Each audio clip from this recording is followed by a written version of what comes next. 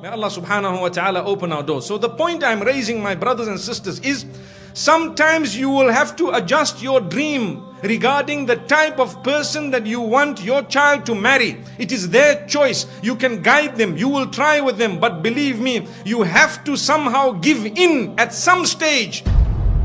If it is a person whom you may not have considered ideal, because sometimes the other option is something which is even worse than what you are disagreeing with. May Allah subhanahu wa ta'ala open our doors. I know of many parents who refuse their daughters to get married to people they want to marry foolishly.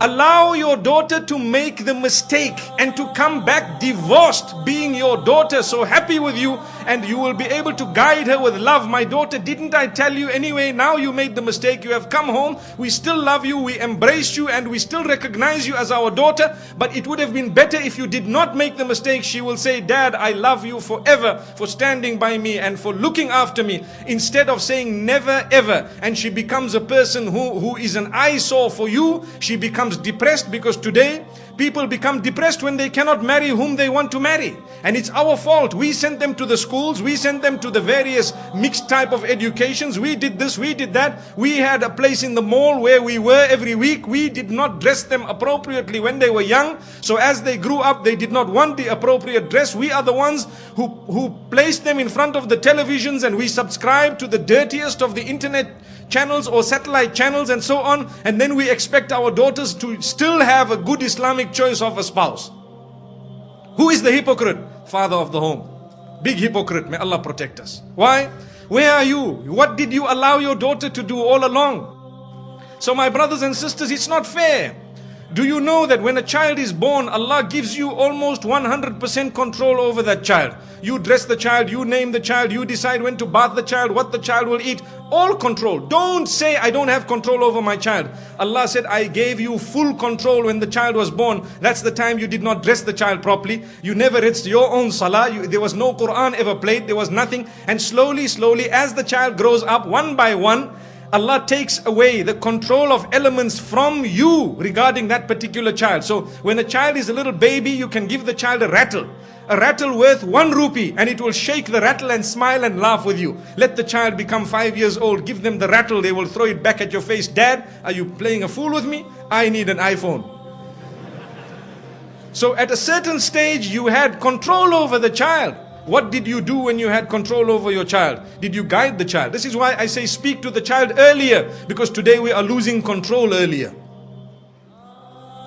You can dress your child how you want when the child is 2 years, 3 years, even if the clothing is torn. Let the child get to 8 years, 9 years. Dad, I'm not wearing these shoes. Why? You make me look like one of those people living in the 1960s. Dad, I need the latest, this Nike Air where you walk, it bounces, May Allah subhanahu wa ta'ala protect us, grant us goodness and ease. My brothers and sisters, don't blame Allah subhanahu wa ta'ala for our failure.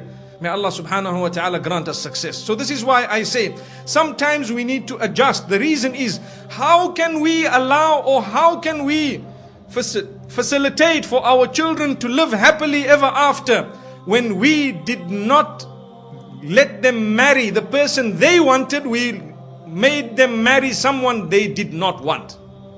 Now obviously I'm talking of something which is not the ideal. Ideally, Islamically, we need to speak about what should be happening.